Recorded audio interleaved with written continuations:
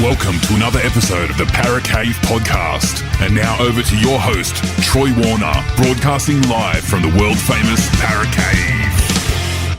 And welcome back to another episode of the Para Cave podcast. Troy Warner here, and this is a replay chat of a talk that I had with the Duckman on Pulse FM 89.9 FM, and it was his 200th episode. So congratulations to the Duckman on 200 episodes. Well done.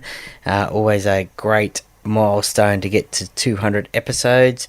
And anyway, on this chat we talk about the 2024 NRL season, and we run through, I think it's about 10 of the teams in the NRL, about their gains, their losses, where we think they may finish in 2024. So just a fan's opinion.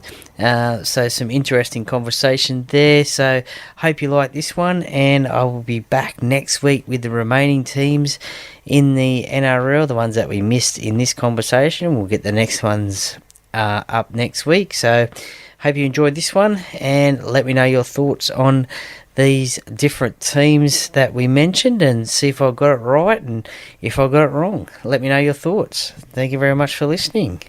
Over to you, Duckman. There we go. That is Ross. When Will I Be Famous? So I couldn't find any Taylor Swift songs, so I went, let's bang that one on just before Troy comes on from the Para Cave podcast. So when will I be famous? Well, I'm hoping I'm starting to make some traction now. With 200 shows on the radio, I'm writing for the Independent magazine, commentating on TV and that. Troy, how you going? When do you think you're going to get there? Oh, well, good evening, Duckman. First of all, I'd like to say congratulations on 200 episodes. I know all the effort and the work that you put into your shows, so congratulations on number 200. You can raise the bat again. When will I be famous? Well, some people say that I am semi-famous, especially in 2022, being on TV a fair bit with the Parramatta Eels in the grand final, but I'm not really famous. I don't know. If the Para Cave podcast kicks off massively, maybe then, but who knows? Yeah, you smoked that Parramatta. You smoked the Canberra guy, sorry, when they were having a chat. You just burned him. He looked upset afterwards. Last year was quite funny, actually, for anyone that hasn't seen it. I need to go and have a look at it. If you can go back to the outtakes from, what was it, on Sunrise? Sunrise 2022, yeah. Yeah, he was killing. He was dying after that, so it all went south for him. All right, so you haven't kicked off yet with the Para Cave podcast for the year, have you? Or you've got a couple? No, look, I'm just trying to get a few interviews done beforehand before I kick off. It won't be too long until I maybe in about a couple of weeks, maybe just after Australia Day, perhaps. Just trying to kick off with a few interviews, get them happening with not too much happening a lot in the off-season. But by then, the trials and that will be starting off, so I'll be doing a few podcasts about those as well, I guess. And then slowly we'll be getting closer and closer to round one in Las Vegas. Yeah, so have you got tickets for Las Vegas yet? Because I'm still trying to get some sort of passing the hat thing around going at the moment. Nah, mate. When we become famous, maybe we might get asked to go over there and maybe do some work for them and cover those games over there. But yeah, look, it certainly would be great to get over there. I know people who are going over there and who will be there. I've got a person who's a Parramatta supporter who I've interviewed for the podcast, which will come out, the first podcast that I bring out. He is actually going there, so we're actually going to do a podcast after the event just to get a fan's point of view of what it was like being there at Las Vegas for the doubleheader. So that should be pretty interesting. Yeah, I reckon it'll be good. So I'm interested to see what the Americans think about how the game of rugby league is actually going. So, and that's what we're on here tonight to do too. So we're going to try to go through as many teams as possible, have a look at who's in the sides, the ins and outs, like transfers in, transfers out, and have a rough idea what we think the sides will look like for the year at the moment, and maybe even try to have a look at who we think some of the big players are. So we'll do this alphabetically to make it easy. So we'll start with the Broncos. At the moment, on their list, the only games they got listed here is Fletcher Baker from the Roosters, who I don't know, and Jaden Hunt from the Dragons, who's a good pickup. So, and their losses so far, Herbie Farnworth, who went to the Dolphins, Keenan Palacia to the Titans. He's a good player too. Tom Flegler, I reckon that might hurt them, right? It's a big pickup by the Dolphins. Not sure what that's going to do to the Broncos here. Logan Bayless is unsigned, and Kurt Capel is going to be a big loss to the Warriors. I expect the Warriors to be pretty good this year. Yeah, look, Fletcher Baker from the Sydney Roosters, he's played a little bit of first grade for them, a little bit off the bench, and he goes all right. But yeah, you're right. The losses for the Broncos, it will be interesting to see how they go. Big pickups for the Dolphins with Herbie Farnworth and Tom Flegler going there, and also the late season change with Kurt Capel going over to the New Zealand Warriors as well. Keenan Palacia is also a big loss and a good gain for the Gold Coast Titans. But look, it'll be interesting. They sort of still have the same relatively the same sort of squad and team that you might see run out in round one over there in Las Vegas. Same sort of team, only those few players missing, but they'll be even more hungry to go one better in 2024 and actually win the comp. Yeah, absolutely. So the big change I've seen, so I'm not sure if you've caught this over the off-season, I did the other day. Ezra Mam is getting moved to centre. Why would you move one of the best strike 5'8" to centre? So got announced the other day, Kevin Walters come out and said he's going to move to centre. So I'm thinking that he's doing that to be covering Herbie Farnworth there. So I'm interested to see what that does, because the tries he got against Penrith in the grand final, they were actually out attacking. I can't remember who Penrith's right centre is, because got Crichton on the left side, but he looked dangerous. So I can tell you, he definitely looks like he'll get a few points out around there. So, but who's going to go 5'8" now if the Broncos do that? Yeah, look, not too sure about that one. I hadn't heard about that, but if it's true, I don't know why you would move. I think he was last year's Dally M 5'8" of the year. So, and we all saw what he did in the grand final against the Panthers, scored 3 tries, and that combination with Adam Reynolds, I don't know why you would change that. So, yeah, I'm not too sure about that one. I think the big move that they were talking about that I did hear was Selwyn Cobbo going into the centres from the wing to replace Herbie Farnworth. So I think that may be the one that you're talking about, possibly. Selwyn Cobbo scored plenty of tries last year on the wing for Brisbane. Move him a bit closer into the football and into the middle, and look, he will be a danger. He can be a danger, just like Herbie Farnworth was for the Broncos. Yeah, so we'll see how that all goes, because when I read it the other day, I just went, that doesn't sound right. That does not sound right, even slightly right. So I was just trying to catch it, and I saw it on 2 news bulletins. I was thinking, surely that's not what's happening, because he carved that up at 5'8". But when he did score his tries for Penrith, he was out playing in between. If you're looking at the old way they used to play centres from inside centre to outside centre, he scored in between both, right? So he got in between the fullback in the centre, or the middle edge forward in the centre, and he went around Nathan Cleary for one of those tries. So he will be a strike weapon for Brisbane this year for sure. We'll kick on the Canberra anyway. So they've had some interesting pickups this year. Simi Sasagi from the Knights there, Ko Weeks from Manly, got Morgan Smithies from Wigan Warriors. He's a pretty good player too, from what I understand. So I haven't seen the Super League really for a couple of years. I haven't watched it as much as I used to. Now that I don't have Foxtel. And Zach Hosking, here's a big pickup over the off-season in the last couple of weeks from the Panthers. So, and everyone knows they lost Jack Whiten. I'm not sure that's a bad thing at the moment. Matt Frawley might be a bigger loss than what they think to Leeds. Jared Croker retired. Don't know how much that's going to hurt him at the moment. Who's going to do the goal kicking? I'm not sure who they're going to pick. Clay Webb's unsigned, and Harley Smith Shields is off to the Titans. Yeah, look, a lot of people are suggesting that the Canberra Raiders will possibly struggle a little bit in 2024. Zach Hosking was the recent, I think that's only just recently this week been done, that deal there from the Penrith Panthers. Obviously, Jared Croker retiring. He was a bit injury, what do you call it, damaged. He had a lot of injuries over the last few years, unfortunately. Thankfully, he got over to 300 games. Matt Frawley was used as a little bit of a replacement in the halves at times, but the big one for them is obviously Jack Whiten leaving towards the South Sydney Rabbitohs. That will be an interesting move as to what will happen there, but a big loss for the Canberra Raiders as well. I think Jamal Fogarty will take over the goal kicking from Jared Croker in 2024.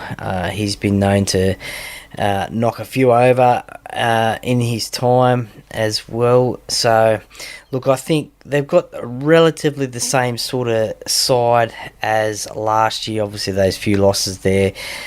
Ethan Strange might be in the centres, might be a one to watch there in the number 3 jersey for Canberra. Yeah, there you go. I do think he'll be a pretty good player as well.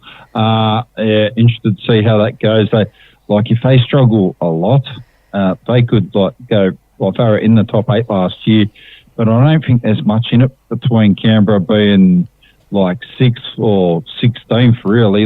If they lose a couple of players, they struggle a fair bit for depth, but I do think they're quite underrated as a whole for the whole squad. So, interesting to see how they go. The Bulldogs, so everyone would say 2023, the Bulldogs are underfired completely. The moment they picked up Bronson Cherry, who's returned from his suspension. So, Cronulla released him or something. What happened there? So, so once he got suspended, Cronulla released him and he was a free agent, so he could sign with the Bulldogs for this year, 2024. Yeah, there you go. So the biggest signing of the whole comp for this year, in my opinion at the moment, will be Stephen Crichton. I think he's going to be a big loss for Penrith. Connor Tracy going over from Cronulla as well. So they've gone and bought, I don't know what they're doing here, because Blake Tuff, I would have thought he's a fullback. Connor Tracy's a fullback. So they've got a few fullbacks in the side now. Got about 3 or 4 fullbacks, and I think Crichton wants to have a go as well. Jamin Salmon, he's going to be a big pickup there from Penrith too. Josh Curran from the Warriors, he's a good player as well. Drew Hutchison from the Roosters. They've gone for depth and quality here. Kurt Mann with the Knights. Jake Turpine from the Roosters, he'll be pretty good. Plus Tuamasuili, how you pronounce his name, the Dolphins. They've got a list of about 10,000 that are left. So Jake Avarillo, Tavita Pangai Jr. retired to go boxing. So I heard a rumour that he's doing this, only needs to be out of the game for 3 months, and he can come back on salary cap concessions and minimum salary cap and go somewhere else, including maybe back to the Bulldogs. What was that all about? Well, he was spotted, I think, during the week at Brisbane Broncos training as well, so that got tongues wagging as to what was happening there as well. So maybe replacing Tom Flegler. Yeah, potentially, but look, he came out late last year and said that he was retiring from rugby league and he was going to take up a boxing career, and he wants to have a few fights, and who knows what's going to happen. Rugby league is a strange game with what can happen sometimes, so he might have 1 or 2 fights maybe and miss the game of rugby league and want to sign with a club, so we'll just have to wait and see. But you're right, the Bulldogs have signed a lot of players. They have let go a lot of players as well, but they have signed a lot of players that play the same sort of position. A lot of people will think that they will be the big improvers of this season. Obviously, they've got young Carl Olapu out injured, unfortunately, at the moment. He was a 5'8", so Toby Sexton will probably get the first crack at that one with Matt Burton at halfback. You'll probably see Stephen Crichton play fullback like he wanted to get signed. A whole new centre combination with Bronson Cherry and Connor Tracy. Other than that, there's not really much there that they've changed. Josh Curran as well on the bench. He'll have that experience from the New Zealand Warriors. So, look, they will improve in 2024. It's just a matter of how those combinations and those new players in that team will gel. Cameron Ciraldo's second year as head coach. It'll be interesting to see how many positions they jump up the ladder. Yeah, well, I expect they're going to probably push for the top 8, really. Any less than that, and you'd be pretty unhappy with that, wouldn't you? If you were the Bulldogs at the moment, I'd say that would be a minimum thing there. Yeah, definitely. I mean, that's every team's goal, definitely, is to make the top 8 every year, and some teams even say top 4 is the goal for the season. We all know how hard it is to get into that top 8. That top 4. So you'd like to think that those teams that are just outside the 8 in the bottom 8 would want to set a goal of being in the top 8 for the following season. So I think that's what the Bulldogs will be aiming for, is to get into that top 8 and play finals football. Yeah, that's right. Hey, what I might do here, Troy, because we've got a lot to chat about, might bounce a couple of ads in here quickly, or bounce an ad in, then come back and give a shout out to someone, and we'll be back with more here shortly. So no worries. Stick around with me, and there'll be more to come. Yep. Welcome back here to the Weekend Sports Radio. That was good radio there, so I didn't even think about what I was doing. I had to have the mic on and everything. There we go, just chopped it. Sounds very amateur, so that's the way things are running tonight. My 200th episode. So I want to give out a shout out to James Steen from Elite Video Productions. He's done a fair bit of work with me. He films all the games, and I'm commentating football and that sort of stuff. So if you want to have that bit of hand and have a try at commentating in sports, James probably man to hit up there. Troy, get out there and do a bit of stuff. So if anyone's looking for anything in the Hawkesbury, gets out and about and does a lot of stuff. He's living over in Western Sydney these days, so he'll be able to help anyone out there. So you can check all that out. All right, we're going to keep on rolling on here, so let's try not to do that twice. Okay, so at the moment, we'll go into the Sharks. All right, so the big gain. So Billy Burns, big pickup from the Dragons, and Michael Gabriel from the Bulldogs there. So the big losses, they got Wade Graham retired. That's going to hurt them. Jensen Tumapia is not re-signed. Matt Moylan off to Lee. So I reckon Matt Moylan just passed him by, didn't it? It just fell out of form and just went on the slide after they won the comp. So I don't think he's too old. I just think he got to the stage he just wasn't putting out what they needed anymore. So Connor Tracy's off to the Bulldogs. I think that's going to be a decent loss for the Sharks as well. Yeah, definitely. Connor Tracy is a big loss for the Sharks, having that utility value. Can play fullback, wing, centre, 5'8", halfback, probably hooker as well, so that's a big loss for them. He did fill in a few positions last year. Wade Graham as well, obviously was playing off the bench, I think, most of last year, had a suspension, didn't quite get to that 300-game mark, but champion player. As you said, yeah, Matt Moylan over to the English Super League.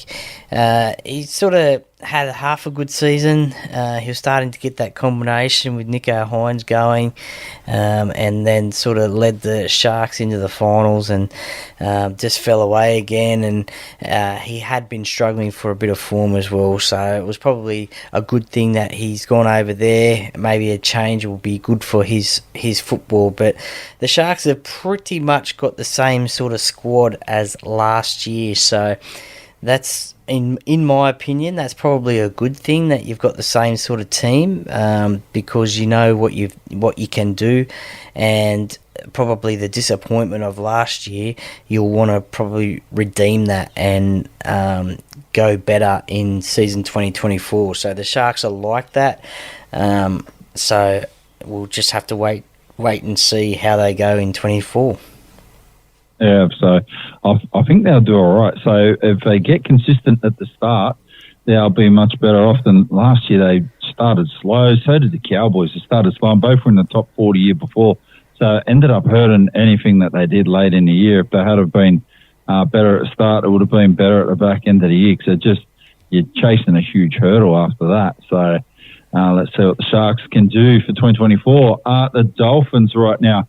So the first name I see on the top of their list of players they got for the year is probably a guy I'd get rid of, Anthony Milford. So I don't think he did anything last year, did he? He played a couple of games, but yeah. So did I, but my games weren't real flash. I don't think his were much further up the chain than what mine were.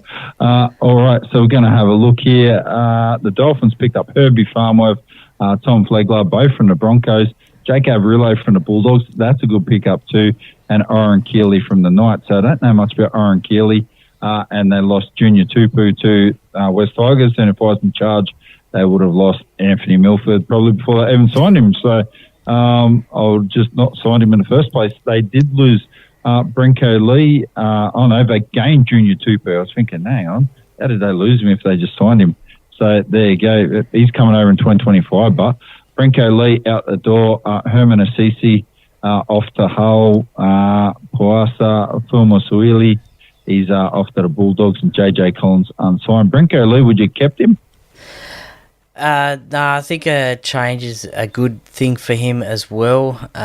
He'd had a lot of injuries over the last few seasons as well.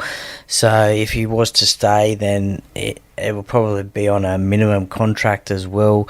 Could come in handy for a team, I guess, like the Dragons or the Tigers. But as I said, he was a bit injury prone over the last few seasons, and probably a good thing that he's changed clubs again and competition. So we'll wish him all the best in the future.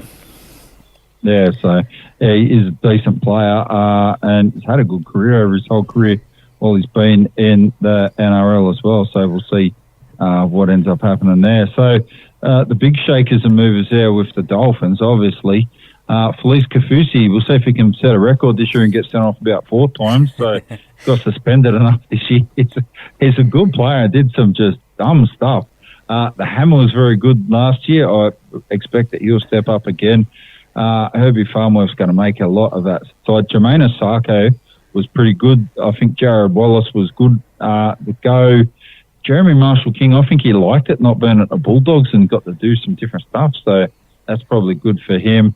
The Bromwich brothers, we'll see how they go again. They're getting old. All these guys are just starting to get old now. Sean O'Sullivan, if he doesn't get too injured, I want to see how he really hooks up with Isaiah Katoa, right? I think they'll be very good when they can get their little combination going, like what Nathan Cleary did and Jerome Luai. Yeah, for sure. I think the Sean O'Sullivan, he played the first few games for the Dolphins and then had a long injury period last season. I think for this team, then the second year will be very interesting to see how they go. Obviously, last year was their first season in the competition, so there was probably not a lot of expectation on them.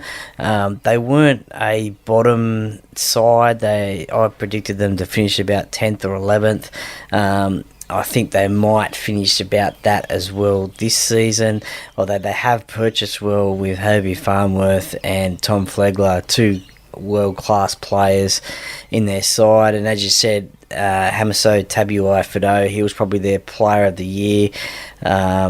Potentially Jermaine Osako as well. He had a season that his best season that he's had in a long time. He played for the Broncos and the Gold Coast Titans as well, but was a top point scorer, represented New Zealand at the end of the year in the Pacific Championship, so he had a great season.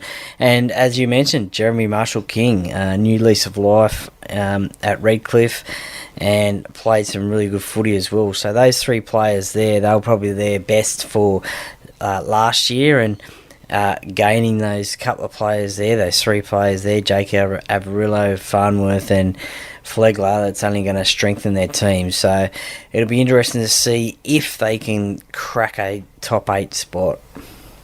Yeah, so I reckon they'll be a fringe top 8 side. I think they came 13th or 14th, they finished just above or just below Gold Coast Titans. But after the start they had, they'll be a bit disappointed, dropped off, but they didn't come last, and they probably got more wins than maybe what they anticipated. People thought, they won't win a game. like, he's serious. Like, most of these NRL sides are not rubbish, so Yeah, they're all pretty good. They're pretty close. Yeah, they finished 13th on the ladder, so that's probably maybe a par result for their first season in the competition, but adding to their squad for next year and for this year will be interesting. They should maybe go higher than 13th. Yeah, I'd be thinking they'll probably be aiming for a fringe of top 8 there, so 8th and 9th. If they do that, they'll be...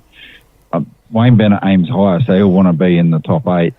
If they finish 9th, might be a bit disappointed, but that's going to be another step in the right direction. So, and they're recruited well, so we'll see how that all goes.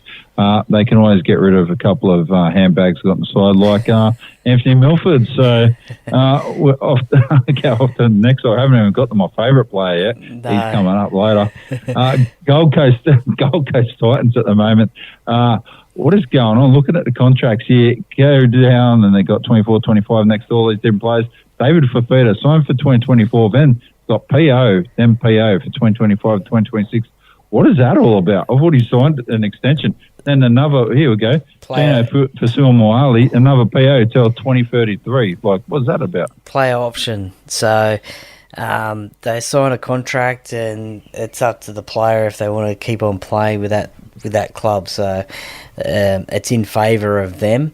Big Tino, he had that funny contract extension last year where he was able to go out on the open market, and the Bulldogs, I think, wanted to get him down there, and I think the Laundry family got involved trying to sign him, and they were going to give him a pub or something like that. So I think that was that bit of the strange deal from there. But they've signed Big Tino and David Fafita relatively long time, so they've got some key signings there. Keenan Palacia from Brisbane as well, and Harley Smith-Shields from Canberra. There's big raps on this young kid as well from Canberra. Obviously, new coach Des Hasler as well into the Gold Coast frame. It'll be interesting to see how he goes in his first year up at the Gold Coast. He's a premiership winner with Manly, took the Bulldogs to a couple of grand finals as well, and we all know he's probably the weird professor, so it'll be interesting to see how he goes up there at the Gold Coast. But he'll get this team going and firing. Interesting to see that maybe AJ Brimson may go into the centres to accommodate Jaden Campbell as well at fullback. So we'll just have to see how that goes as well, because you've got two quality fullbacks there as well. So one of them has to miss out, unfortunately. So if you can accommodate them both in the team, the starting team anyway, then that's always a good thing. So look, I think the Titans finished 14th last year. I think they won't finish that low this year, so that they'll improve in that. I don't think they'll make the 8 though, but they'll definitely improve. Yeah, I think they'll be up on the fringe of the top 8, like 9th or 10th or something. They'll be around about the same place the Dolphins will end up finishing. Of course, they have improved the squad a bit. David Fafita, but like, he scares me because he can be like a match winner, can score 16 tries in the year, or he can hang around the barbecue and get like sausage sandwiches and stuff. So you don't know what he's going to do. Right? He can be rocks someone and needs to reel him in. Yeah, he can be, and I think Des is the man that can do that. So he doesn't take a lot of rubbish. So I think Des is the man who can get him on track, and hopefully we don't see the rocks and diamonds from David Fafita. Obviously, as a New South Wales supporter, you want to see those rocks and diamonds. So you want to see the rocks because he plays for Queensland. But Des will get the best out of him for sure. Yeah, I do want to see the weird press conferences. I'm looking forward to that. That'll be funny as well. Yeah, for sure, definitely. And kick on to these next guys, Manly Seagulls. So I'm pretty sure neither of us here bleeding any or crying any tears of disappointment that they didn't do real well last year. I know I'm not particularly bothered. So I don't understand this signing, right? Their biggest signing, Luke Brooks, right? I get the whole point why he left West Tigers. I just don't know why he went there, right? Because he's a halfback and they've got a halfback. So they're now going to have to move him to play 5'8" behind Daly Cherry Evans. And you got to think, how long's Daly Cherry Evans playing for now if Manly signed Luke Brooks? So there's a bit more to that. They got Tommy Talau as well from West Tigers, Jackson Paulo from the Roosters, Taysa James from West Tigers as well, and Corey Waddell. So they've actually recruited pretty well there, Manly, and they lost Samuel Fanu, who's gone to West Tigers. He's in jail now, isn't he? I think he's in a bit of trouble, that guy. Kelma Tuolagi, they got off to the Eels. Morgan Harper to the Eels. K.O. Weeks gone to the Raiders. Sean Kepi's gone to the Rabbitohs, and Morgan Boyle, he wasn't particularly doing anything anyway. So they've got some good recruits. I don't understand the Luke Brooks signing, right? Because I would have thought that their halves are pretty good. Yeah, for sure. I mean, obviously Luke Brooks is a halfback, and we've all seen that over the last 10 years at the West Tigers, but I think this will be a good change for Luke. He's at a new club. I think a lot of the pressure will be off him because when he was at the Tigers, if they were losing, it was more than likely Luke Brooks' fault because it was his team. But now that he's over at Manly, he's not the main man, so a lot of pressure will be off him. Sure, he'll still have to perform. Look, I think sort of these days anyway, I think 5'8" half are relatively the same sort of position, just different positions on the field, obviously. But I think it'll be a good move for him and an exciting challenge for him. Obviously, a lot of the belief is in Tom Trbojevic as well. A lot is relied on him as well. Unfortunately, we didn't see that last year because he got injured again. So hopefully he can stay injury-free. A couple of people have tipped him to possibly be the Dally M medal winner because he'll just come out firing and be up for a massive year after missing most of last year as well. So, look, Manly, it'll be interesting to see how they go next year. As you said, couple of signings there. They finished 12th again last year, so obviously they'll want to improve on that. It's hard to say. I think they'll probably be around the same sort of mark for 2024. Yeah, so they got a lot of pressure there, relying on Jake Trbojevic to be good up front for him still. There's just so much pressure on him. And then Tom Trbojevic. So I think he's still got the possibility having problems with his legs, right? So if Ruben Garrick steps up a bit with Tom Talau and Luke Brooks being there, maybe it'll change things up for him. Corey Waddell. So got a couple of big forwards. It's going to give them a bit more depth here. So we'll see how they go. I think they'll improve a bit and probably actually will make the top 8. These next blokes, one of my favourite teams as well, right up there, Melbourne Storm. What a shame there. What's Craig Bellamy's last year this year as well? I think he's going to coach for last time. They picked up Tarek Sims, who is a good pickup. He's getting old, but so I'm not sure how long he's going to be able to keep being a good pickup, Tarek Sims. So they got him cheap enough, he'll be right. Yeah, Tarek's gone over to the English Super League. He signed with the Catalan Dragons. Oh, so he's actually left. So yep. This NRL list is absolute rubbish. So they've picked up Sean Bloor anyway. They've lost Tarek Sims, lost Jad Nicarima. George Jennings unsigned. Yeah, I would have unsigned him too. Jordan Grant unsigned. Tom Eisenhuth off to the Dragons. And Justin Olam, West Tigers. So I reckon that's a fair swap. Justin Olam, I reckon he will aim up for West Tigers. Sean Bloor, let's see what he can do in the Melbourne Storm setup. Yeah, there was that only happened this week, I think. The Sean Bloor, Justin Olam exchange. Sean going to the Storm and Justin going to the Tigers. So, look, it'll be interesting. There was a lot of debate when that was finally announced because it's been talked about for a long time about which club had won out of that trade deal. Look, it's hard to say. I think both will be better off for changing clubs. Obviously, Sean is a young player who unfortunately was out due to injury last year, and just to get it into Melbourne and get that experience and under Craig Bellamy and around those premiership winning players as well, I think that'll be a great thing for him if he can get firing fit. May see him maybe get a bench spot perhaps. And for Justin Olam, we'll might talk about that a little bit later, but I think that'll be a good move for him. It definitely probably strengthens their team as well. Premiership winning player, plays for PNG, so he's got plenty of experience. Had an off season last year where he played Queensland Cup.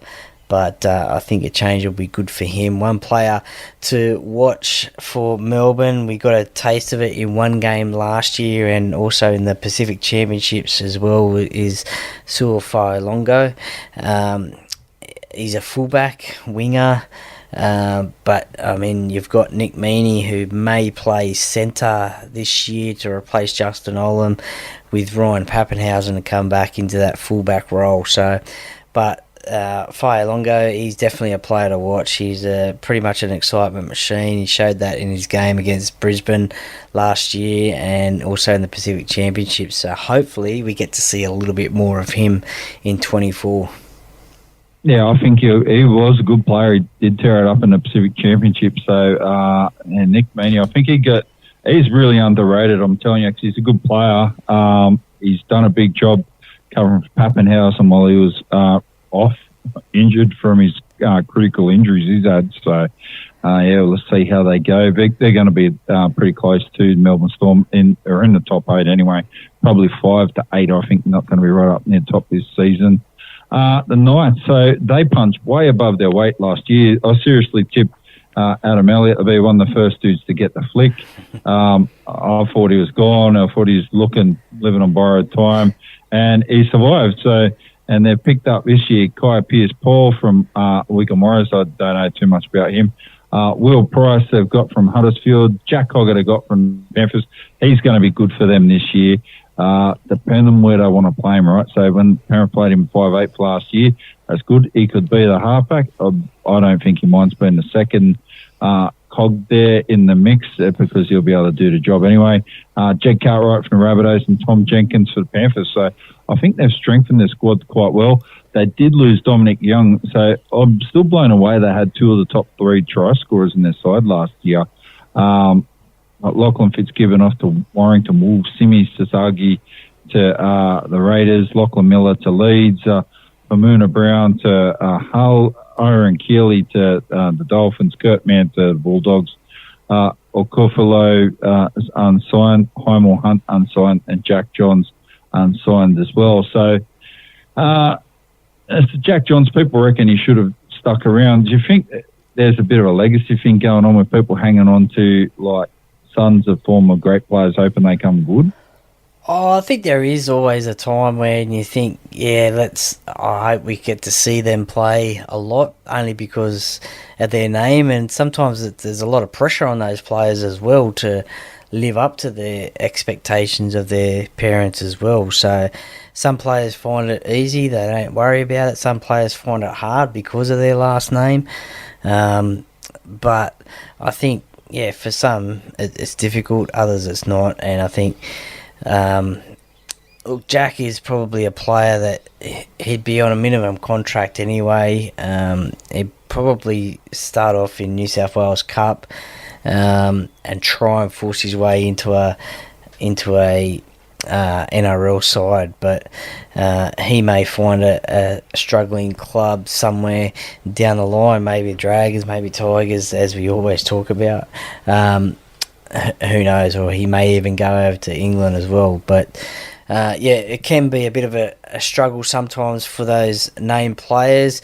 Look, I think Jack Cogger will start at 5'8". Obviously, Jackson Hastings will be the halfback. He led them around pretty well last year. He had a good combination with Tyson Gamble.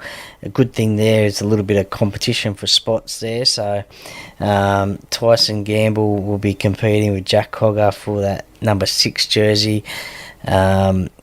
Jaden Brayley will come back from injury as well and probably take that number 9 spot, which will see Phoenix Crossland go back to the bench. Look, they had a great season last year.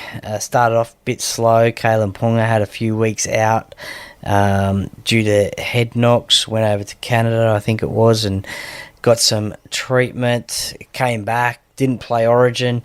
So it'll be interesting to see what he does this year. Will he play Origin or not? It seemed to benefit Newcastle last year. I think they won 11 in a row, something ridiculous like that.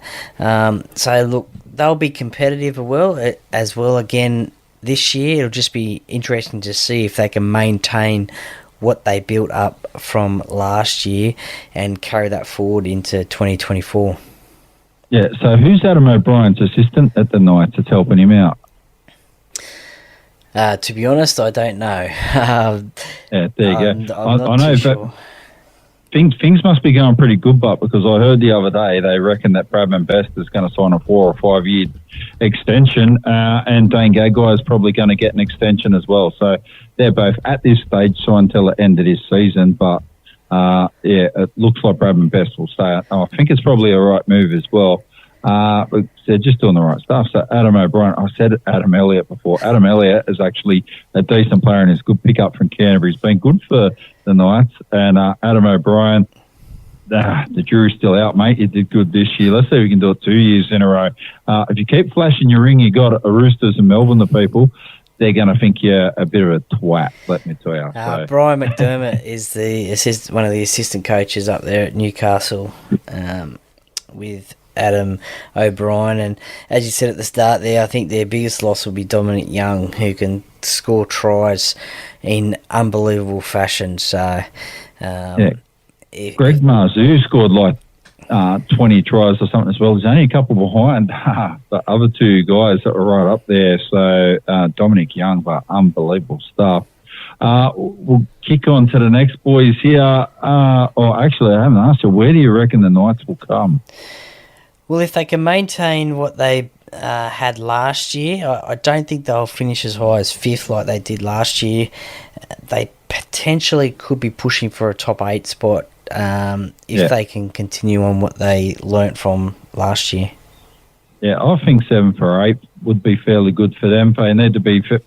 They're not going to have an 11-game winning run like they did. That was a club record too when they did that last year, unbeaten in a row.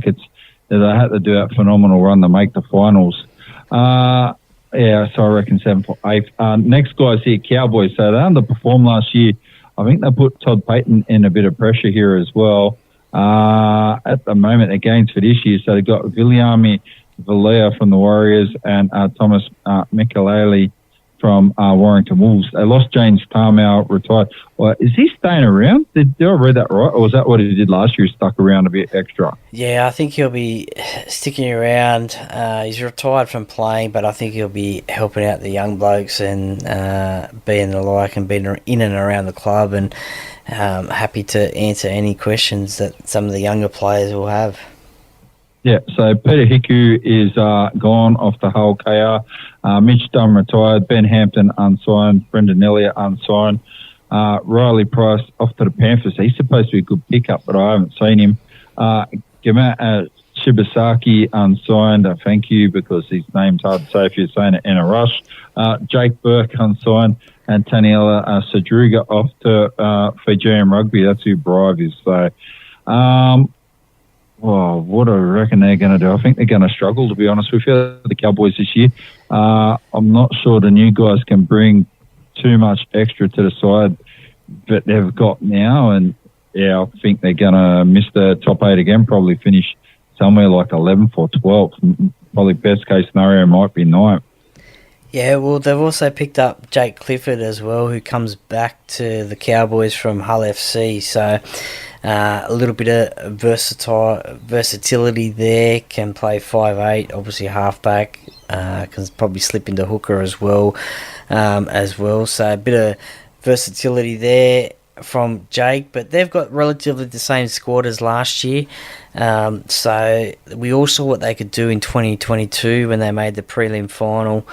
So they can put it together. They just need to get off to a good start. We see that their home ground, Queensland Country Bank Stadium, is a bit of a fortress. So if they can win all their home games and jag a few away games as well, they can be they can make it back into the top 8. So they'll be wanting to get there, especially after their disappointing year in 2023. Yeah. So how many games do you reckon they want to play at Leichhardt Oval this year? They probably want to play none. Yeah, after the 66-12 thrashing or whatever happened last year. So that win, I can tell you, came out of the blue, West Tigers. And then when the Cowboys bounced West Tigers and did the same thing, exactly. I just couldn't believe it. Yeah, I know, that was unbelievable. That's what rugby league's all about, the unbelievable stuff.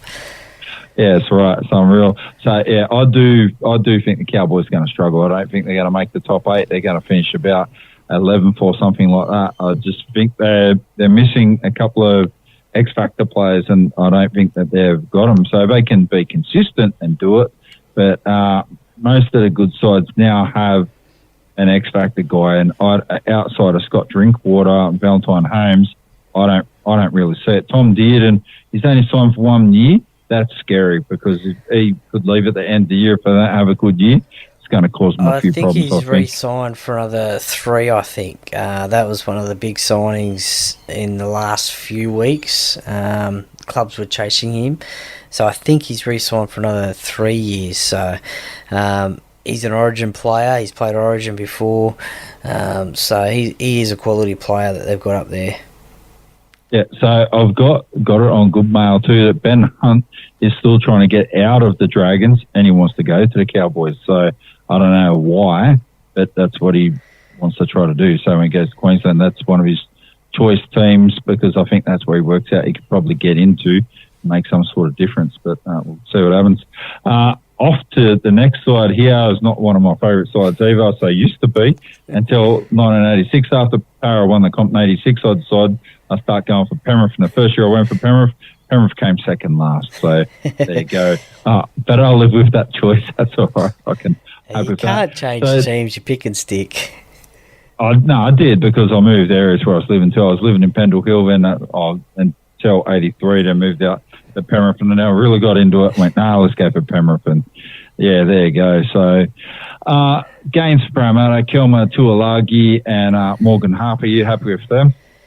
Yeah, look, I mean, I think there's been a lot of criticism about the Morgan Harper signing. I think he is signed for a little bit of depth at Parramatta.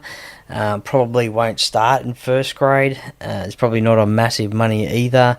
As I said, probably a little bit of depth for the outside backs at Parramatta in case of injury.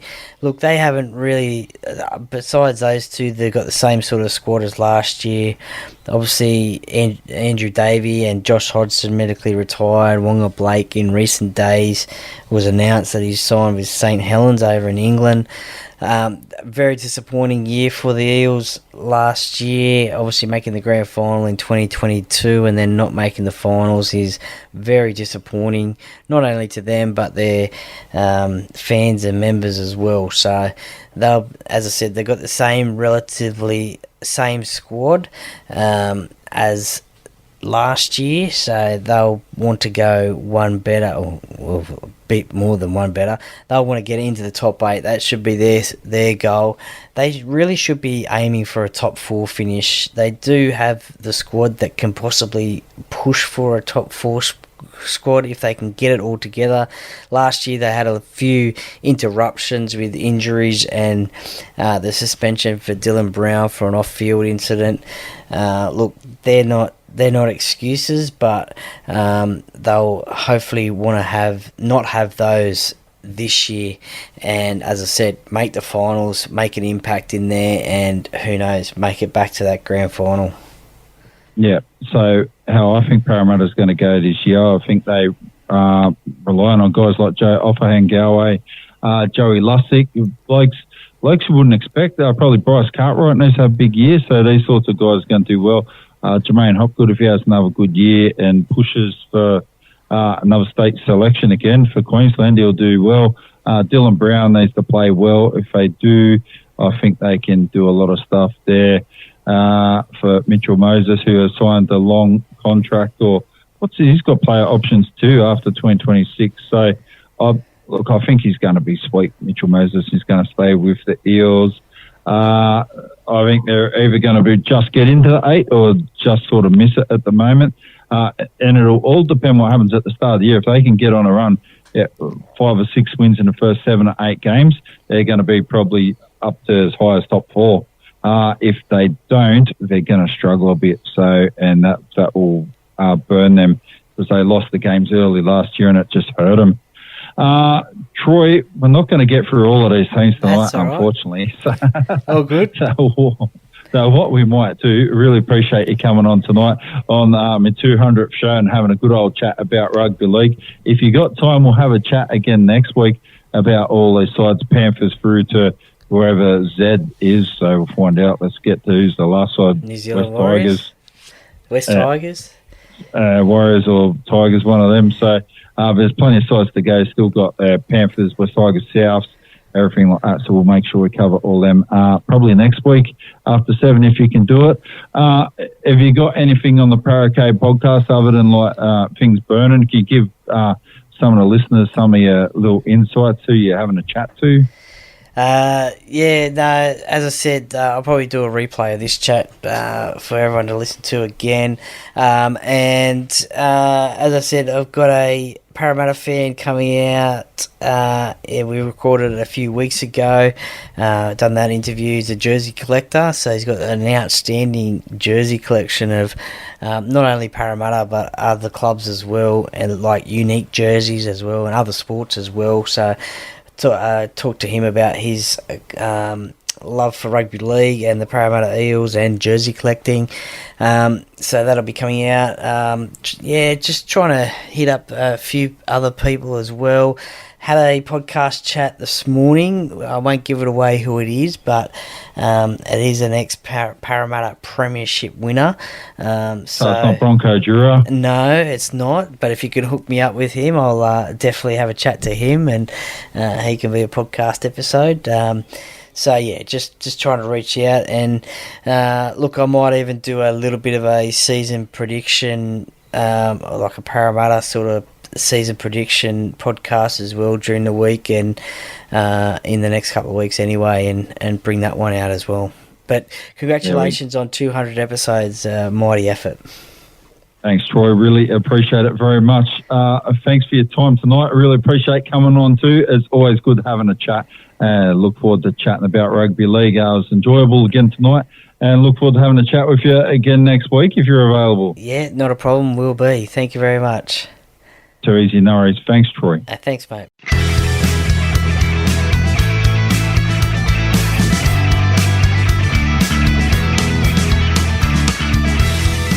Thank you for listening to another episode of the Paracade Podcast. See you next time.